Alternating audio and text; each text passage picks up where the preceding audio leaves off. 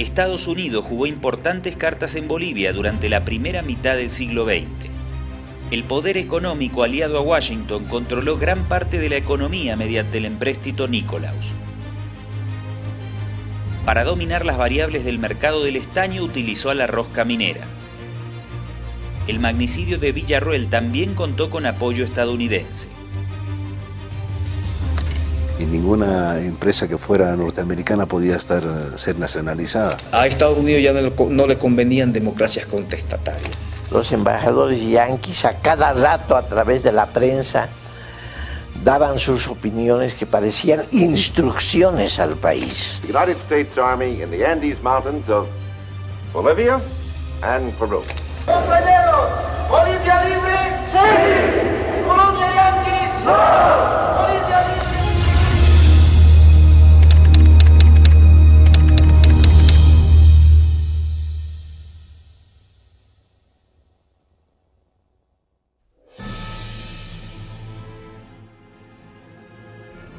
Finalizada la Segunda Guerra Mundial, surgieron movimientos nacionalistas que en distintas partes del mundo definieron una postura crítica a la de las dos grandes potencias, Estados Unidos y la Unión Soviética.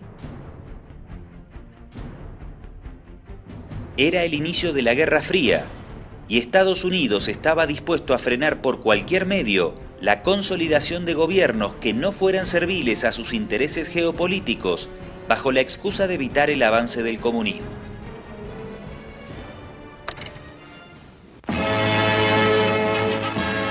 U.S. Secretary of State Dulles takes the rostrum to urge united action by the Americas to outlaw international communist intervention in the Western Hemisphere.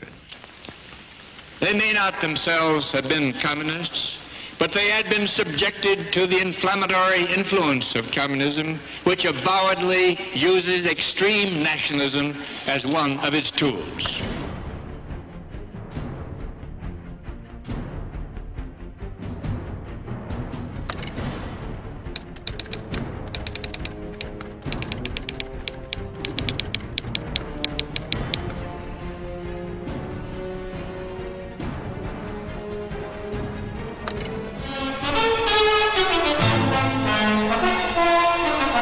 Further pictures from Tehran show rioters in action as anti-royalist partisans, supporters of the aged Dr. Mossadegh, set about their work of destruction. Victory was short-lived, for by a dramatic turn in events, the royalists staged a coup d'etat under General Zahedi. The people showed their preference in no uncertain manner, and after 9 hours of bloodshed, the forces of the Shah were in command, and Mossadegh's reign as virtual dictator of Iran had ended. Yo he dicho infinitas veces que estábamos en contra de toda política internacional imperialista. Eso es lo que quiere el pueblo argentino para todos los pueblos de la tierra. ¿Sí o no?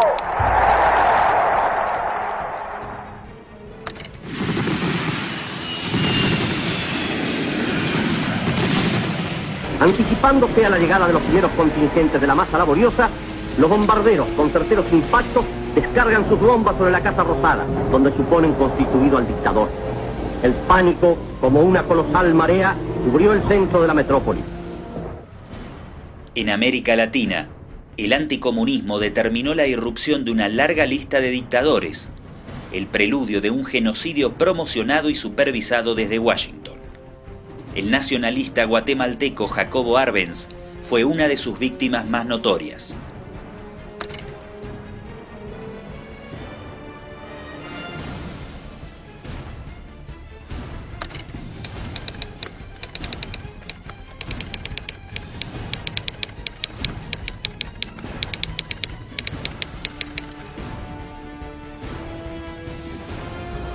Nos hemos indignado ante los ataques cobardes de los aviadores mercenarios norteamericanos. Han tomado de pretexto al comunismo. La verdad es muy otra. La verdad hay que buscarla en los intereses financieros de la compañía frutera y en los de los otros monopolios norteamericanos que han invertido grandes capitales en América Latina, temiendo que el ejemplo de Guatemala se propague a los hermanos países latinoamericanos. El tiempo se encargará de demostrar que lo que ahora digo es verdad.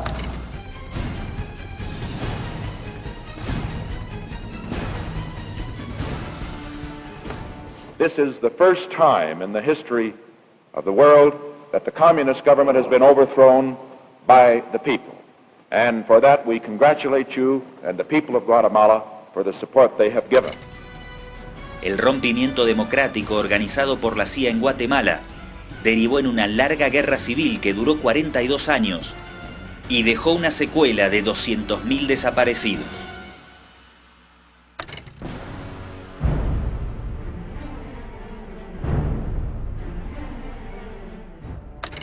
En Bolivia surge durante la década del 40 el movimiento nacionalista revolucionario.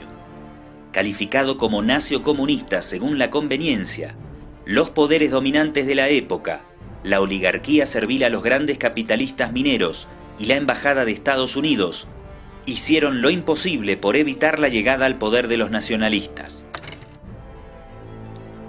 El 6 de mayo de 1951 se celebraron elecciones presidenciales en las que resultó victorioso el líder del MNR, Víctor Paz Estenssoro, aún bajo las reglas de la época, en la que únicamente votaban los hombres alfabetizados.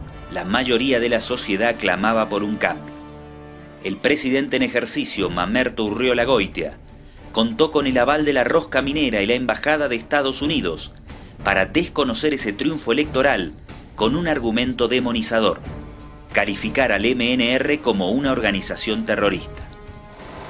Pueden perturbar la paz de la nación y convulsionar lo que con sus desmanes subversivos es porque, sin moral patriótica ni concepto de la ley, emplean como armas de lucha política la demagogia sectaria, el terrorismo armado, la violencia y el crimen.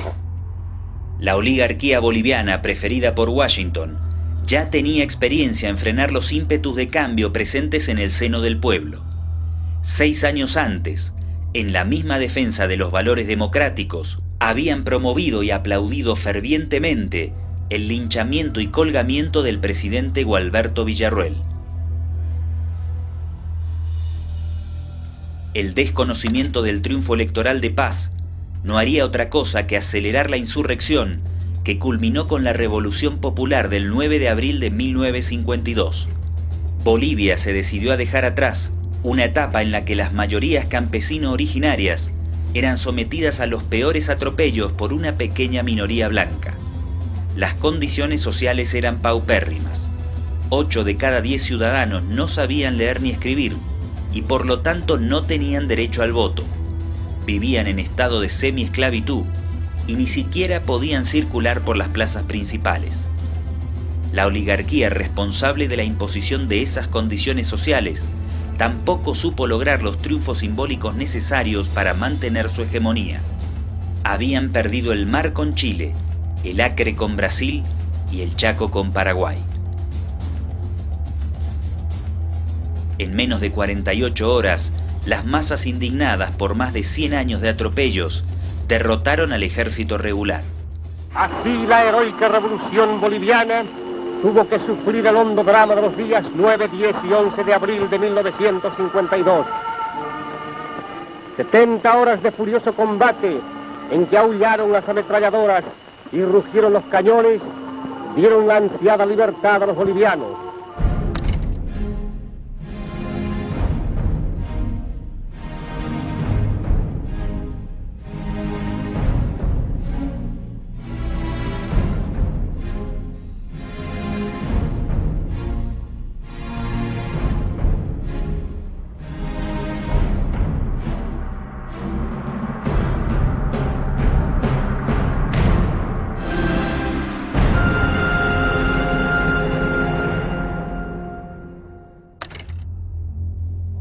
Una semana después del triunfo revolucionario, inspirada en la lucha de la Federación Sindical de Trabajadores Mineros, nace la Central Obrera Boliviana, que será liderada durante 35 años por Juan Lechín Oquendo. Los mineros constituyen el sector más combativo a la hora de exigir la nacionalización de los recursos naturales.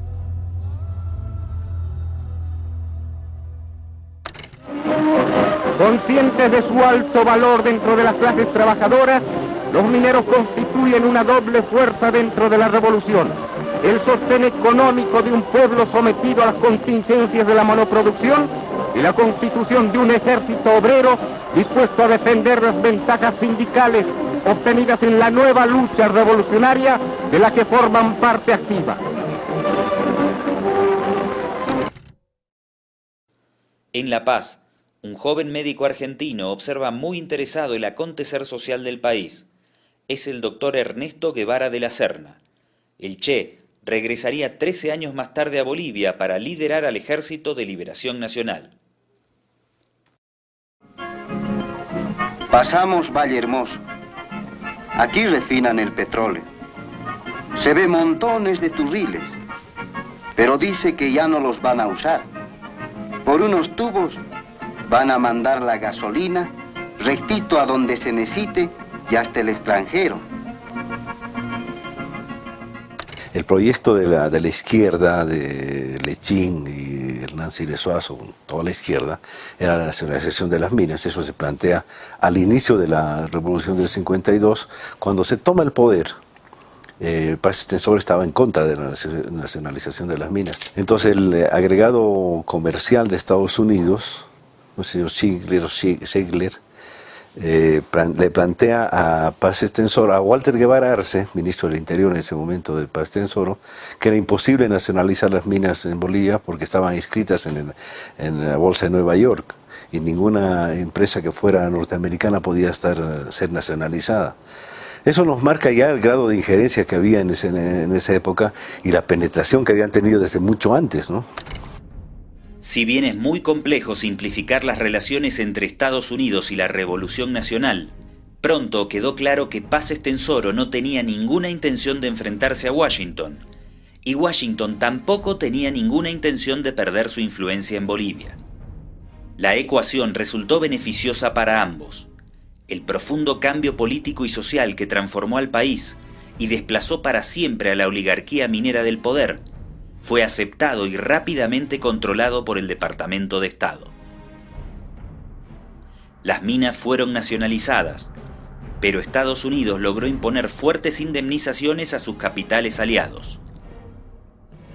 De no mediar un resarcimiento, Washington amenazó con bloquear la economía boliviana al negar el acceso del estaño a las refinerías estadounidenses. Para ese entonces, la economía del país dependía casi íntegramente de los ingresos generados por la minería. Triunfa la Revolución del 52.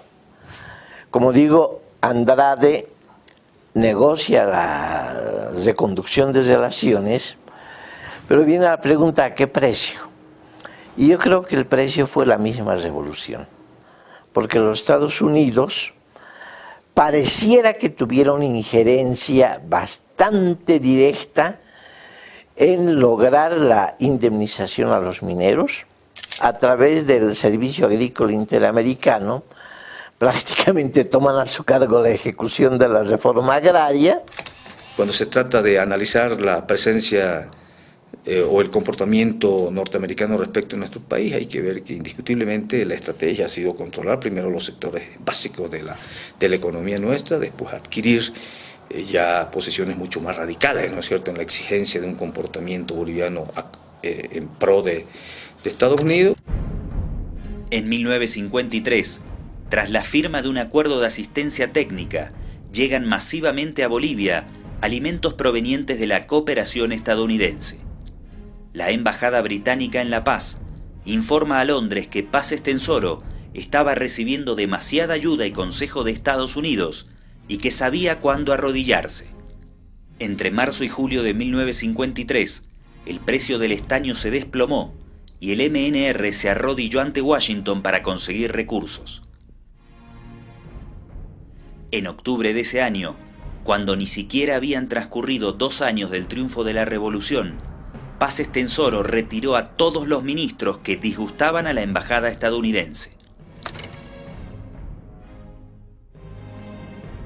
2 años más tarde, el Congreso aprobó un trascendente código de petróleo, redactado íntegramente por abogados del estudio Davenport, con sede en el país del norte.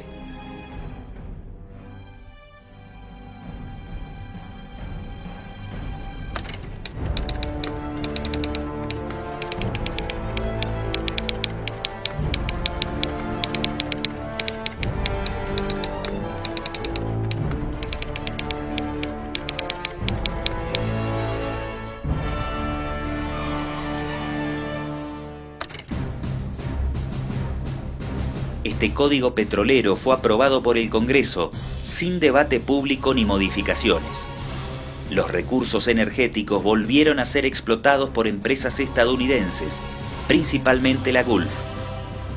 En 1960, Paz Estenssoro declararía que los de la Gulf conformaban la mitad de su gobierno.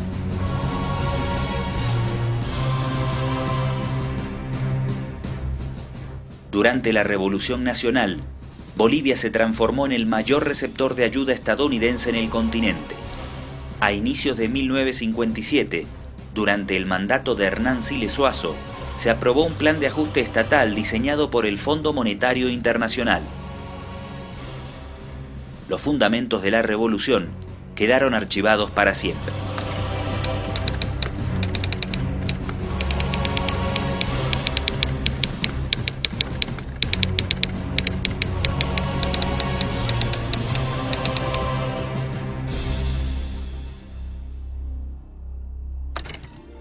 Para finales de la década del 50, un tercio del presupuesto estatal de Bolivia provenía directamente de Estados Unidos. Los embajadores yanquis a cada rato a través de la prensa daban sus opiniones que parecían instrucciones al país. El 22 de abril de 1958 y el 9 de febrero de 1961 se firman 2 acuerdos militares con Washington. Se impone la doctrina de la contrainsurgencia que apunta a un enemigo interno, caracterizado como subversión comunista.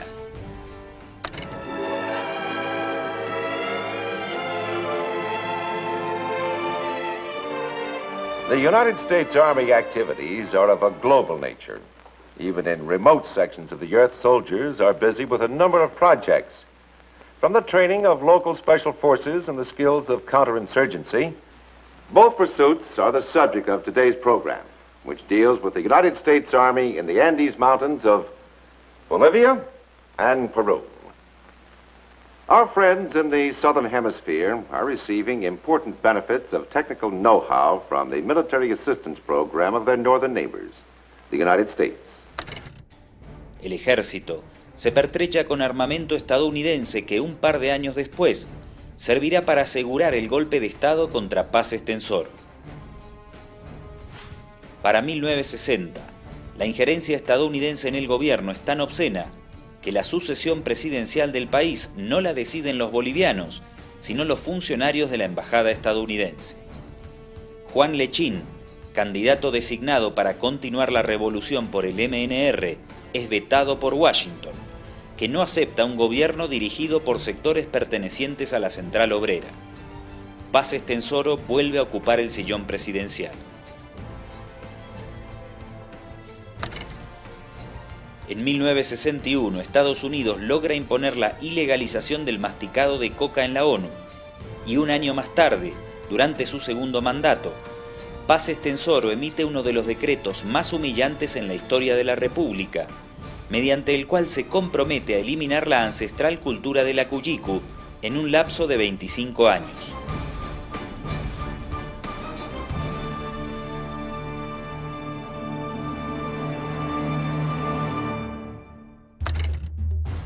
El 1 de enero de 1959, la Revolución Cubana sacude al continente y Washington se pone en alerta roja. Y que hayamos hecho una revolución socialista en las propias narices de los Estados Unidos. Y que esa revolución socialista la defendemos con esos fusiles. That we shall pay any price. El presidente Kennedy lanza la Alianza para el Progreso, con el declarado objetivo de frenar cualquier tipo de revolución socialista. 30 días antes de ser asesinado en Dallas, Kennedy recibe su última visita de Estado. Es Víctor Paz Estenssoro. El presidente estadounidense reflexiona ante Paz. Lo que usted hace por su país es lo que deseamos para toda América Latina. Paz expresa su gratitud y afirma que Estados Unidos nunca demanda nada a cambio de la ayuda que ofrece, solo amistad. Durante el gobierno de Kennedy, el Departamento de Estado mantiene una fuerte disputa con el ala ultraconservadora promovida desde el Pentágono.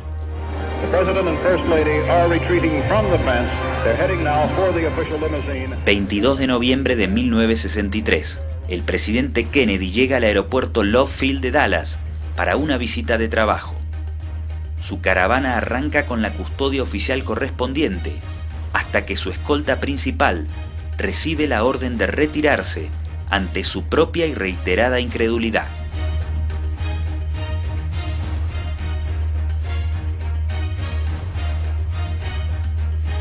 Los francotiradores no tienen obstáculos. El presidente es un blanco fácil sin su primera línea de protección. JFK no lo percibe. Turning on to Houston Street, heading for the corner of Elm Street, and the crowds are just Pocos minutos después, recibe el primer disparo y el servicio secreto no está para protegerlo. Solo su esposa Jackie intenta asistirlo.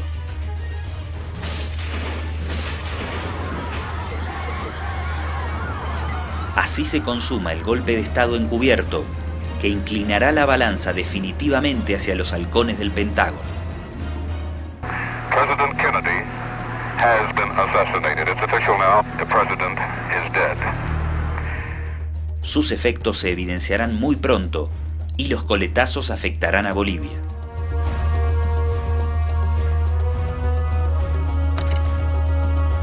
$50 años después, el remoto pueblo de Sajama en los Andes bolivianos todavía evidencia los vestigios de la propuesta de Kennedy para América Latina.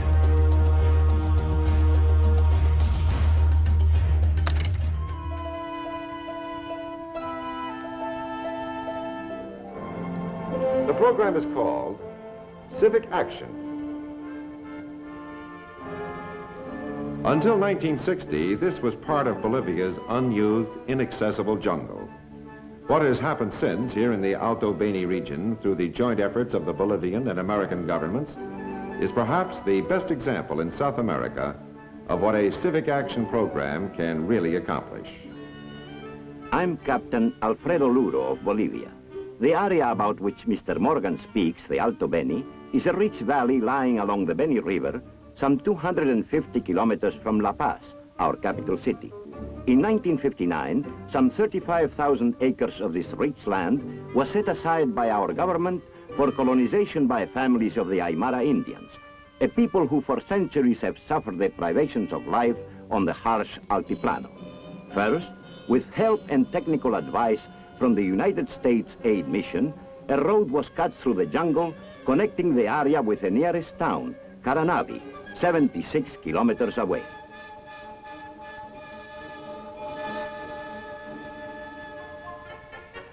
Meanwhile, families were being carefully screened for their suitability to develop the colony. Physical examinations were given, medical attention, and immunization shots were needed.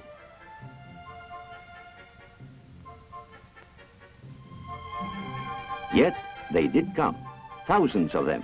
Coming from the cold Altiplano, their clothing is unsuited to the tropical climate of the Alto Beni, and in most cases, they are too poor to buy even the simplest clothing.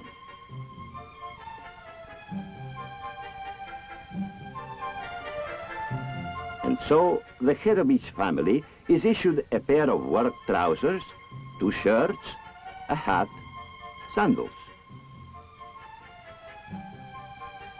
Since these are farmers, there is also animal life. Each family receives 3 chickens, 1 rooster and 2 hens.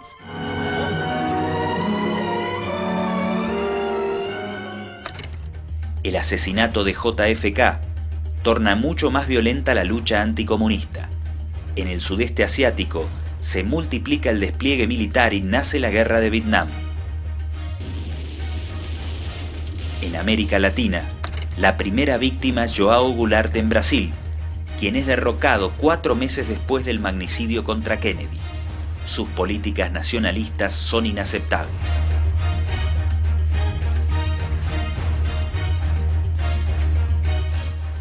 El principal conspirador extranjero es el embajador de Estados Unidos en Brasil, Lincoln Gordon, quien absurdamente utilizó una gira de Goulart por Asia para afirmar que el mandatario convertiría a su país en la China suramericana de los años 60. Viva a amizade cada vez mais estreita entre a China popular e os Estados Unidos do Brasil.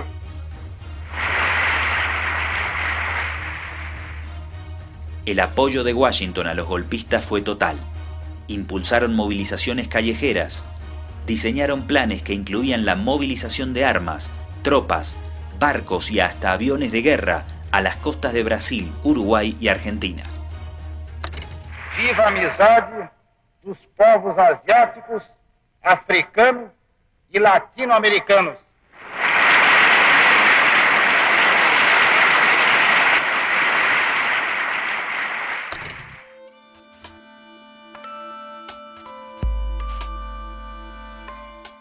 En Bolivia, las pugnas de poder dentro del MNR son feroces. La revolución está resquebrajada internamente y el Pentágono y la CIA aprovecharán para ubicar en la silla presidencial a un general muy carismático y totalmente funcional a sus intereses, René Barrientos Ortuño, quien había sido entrenado como piloto por la Fuerza Aérea estadounidense.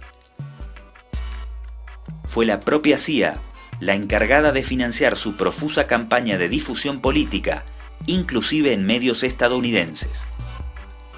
La revista Time llegó al punto de compararlo con un superhéroe de una historieta estadounidense, Steve Canyon.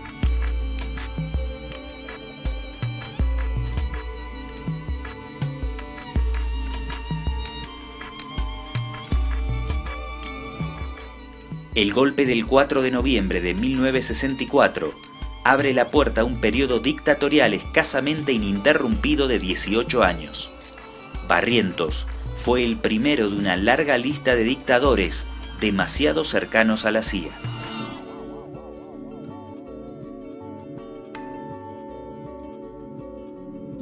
El propio Paz Estenssoro se exilia en Lima y desde allí responsabiliza al Pentágono por su derrocamiento.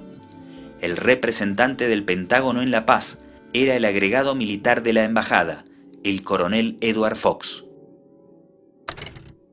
Aquí en Bolivia ha sido famosa la intervención del agregado militar norteamericano que estuvo y que fue quien diseñó prácticamente todo el mecanismo de captura del poder por parte del general Barrientos Ortuño, que es quien derroca al presidente Paz, ¿no?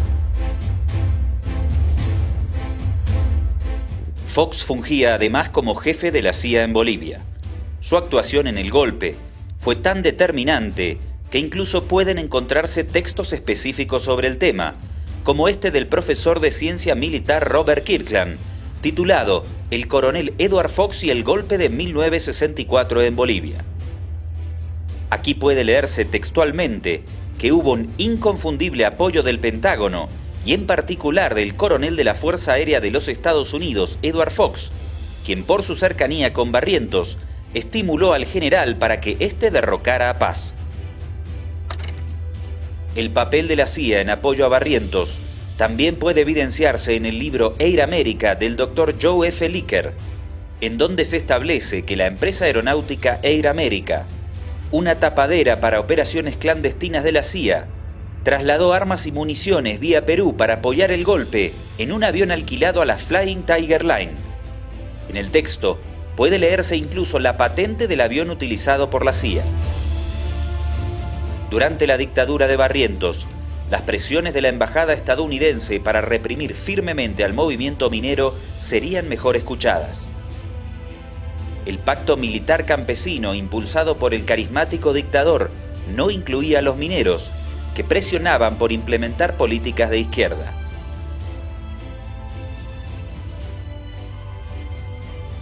Barrientos declaró como zona militar a los campamentos de la Comibol, bajo jurisdicción del Código Penal Militar.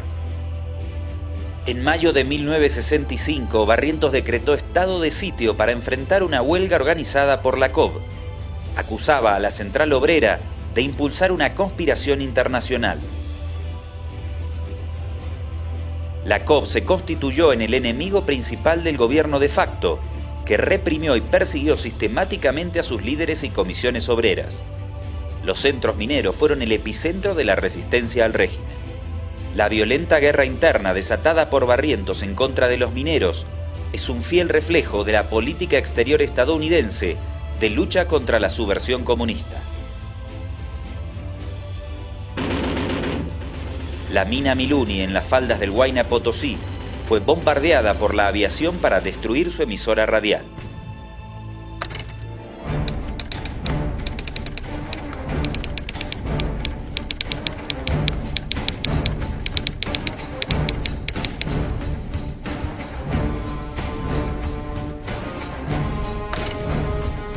Para esas fechas, entra fuertemente en escena un joven diputado de izquierda, Marcelo Quiroga Santa Cruz, quien denuncia la represión contra los mineros y la obscena injerencia de la CIA en los asuntos internos del país.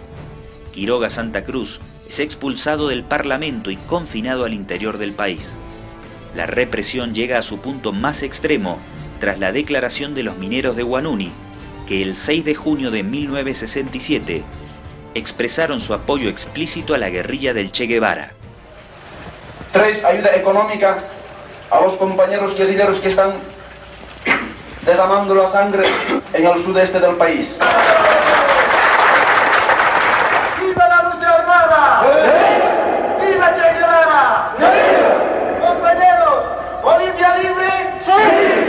¿Colonia yanqui? ¡No! ¡Bolivia libre!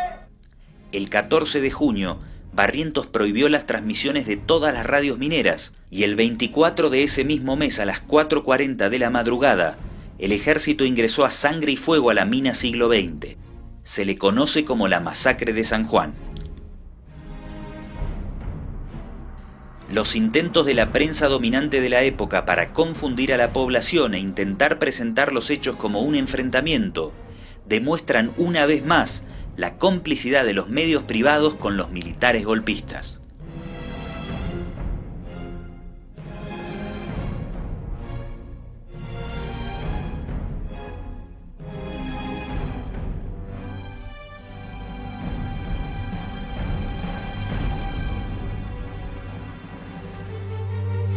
Mientras tanto, Barrientos denuncia que Bolivia se encontraba ante una grave intromisión internacional preparada por el eje La Habana-Pekín.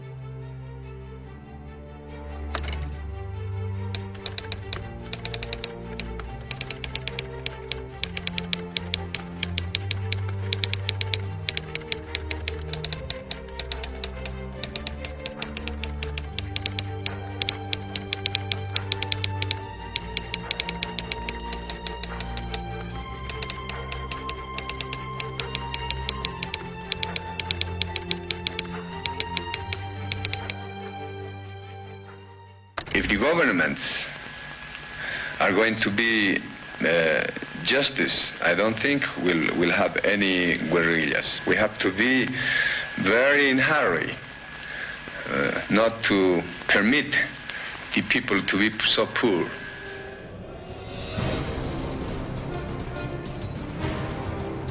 La invasión a Vietnam está en pleno apogeo y multiplica la indignación de una nueva generación de jóvenes dispuestos a luchar contra las injusticias sociales y las atrocidades perpetradas o fomentadas desde Washington.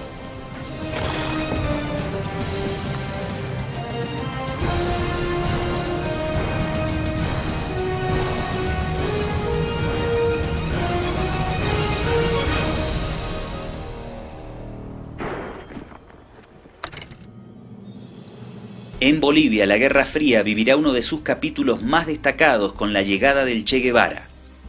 La actuación protagónica de una guerrilla comunista, unas fuerzas armadas fuertemente influidas por la doctrina contrainsurgente, agentes de la CIA y militares estadounidenses pondrán en escena una vez más la influencia y la injerencia de Washington en todas las esferas del poder en Bolivia. ¿Quién es el mejor, compañero? ¿Cómo se llama el comandante?